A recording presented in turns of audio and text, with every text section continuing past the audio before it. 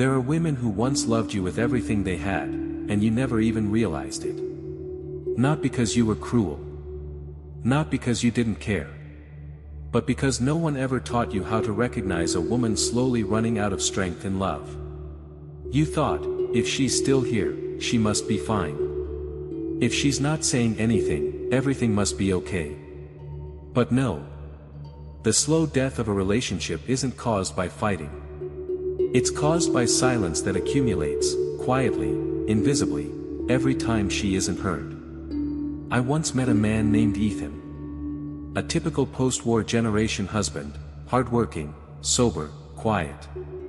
In his mind, that was enough. Enough to prove love. But his wife, Eliza, didn't want a man who was merely not bad. She needed someone present. Not physically. Present with his soul. Present enough to feel her weariness without words. Present enough to notice when her light started to dim. Ethan once asked me, in a late-night conversation, why did she start to drift away, and I didn't even notice? What did I do wrong? Here's the painful answer: he didn't do anything wrong. But he also didn't do anything right. And in that in-between space, between apathy and presence, intimacy quietly dies. You know what the most heartbreaking thing is? It's when a woman has to carry the emotional weight alone, inside the very relationship where she once believed she could finally rest. In the beginning, she still cried. Then one day, she stopped. And you mistook her silence for peace. She started smiling, politely, when you asked, "Is something wrong?" And she replied, "It's nothing." But her eyes faded, just a little. Her laughter changed color. Her hands stopped reaching for yours. We, as men, were raised to be strong. But no one ever taught us how to sit with pain we can't fix. To feel, without reacting. To stay, without solving. To witness, not to rescue. And this is where masculine silence becomes dangerous. Because if your silence isn't rooted in emotion, it becomes a wall. A cold distance. A signal, I don't care enough to step into your world. Have you ever wondered, how many women sleep beside their partners each night, and still feel completely alone? The story I'm about to share is not here to make you feel guilty. It's here to help you see yourself. And if you've ever hurt someone you loved, not with actions, but with your absence, then stay. Because some truths are only learned after we've lost something we didn't know we had. Ethan met her in his late 20s. They were young but carried the eyes of people who had already lived a lifetime. She was warm, direct, and had this quiet depth in the way she folded clothes or closed a door, like everything she did came from a place of intention. At first, he mistook that gentleness for simplicity. In truth, it was strength honed by years of emotional labor. She had been the emotional pillar of her family since she was a girl. Her father absent. Her mother unstable. She learned early how to make peace, how to absorb chaos, how to soothe everyone else before thinking of herself. When she loved Ethan, she didn't do it halfway. She remembered the small things, how he took his coffee, how he paused before answering a question, how he clenched his jaw when he was trying not to cry. But Ethan was taught that expressing too much made you weak. That men should protect, provide, perform, but not feel. So he loved her in the only way he knew, by doing. By paying the bills. By staying faithful. By keeping the house in order. And to him, that was enough. But to her, what she needed wasn't perfection. It was presence. Not gifts, but attention. Not solutions, but listening. And not always answers, but the willingness to sit with her in her unspoken storms. Over the years, they stopped talking. Not out of anger, but out of habit. She stopped sharing the little hurts because he always jumped to fixing them. Or worse, brushed them off. And when she felt most vulnerable, he would say, "Don't worry too much, everything will be fine," thinking he was offering comfort. But in her world, those words translated to, "I can't hold this with you." so she held it alone. Slowly, a gap formed between them. Not dramatic. Not explosive. Just empty. Meals eaten in silence. Car rides filled with the radio instead of conversation.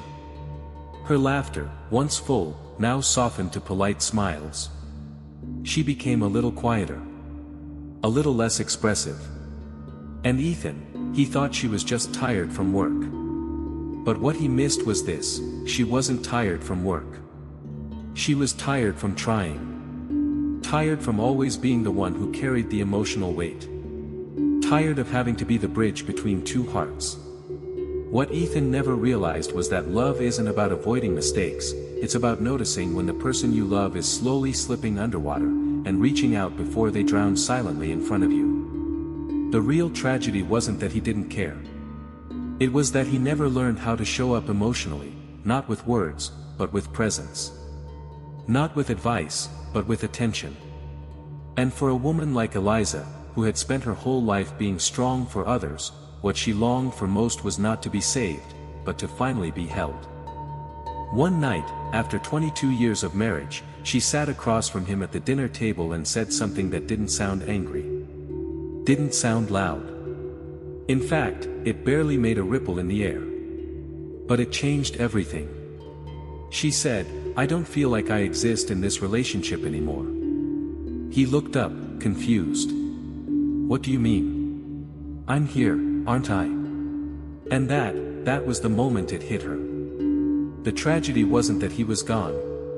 It was that he was there, every day, and still she felt invisible. She had tried for years to make herself smaller, easier to love. She stopped asking for too much. Stopped crying in front of him. Stopped expressing needs he didn't know how to hold. And eventually, she stopped needing him. Not out of bitterness, but out of fatigue.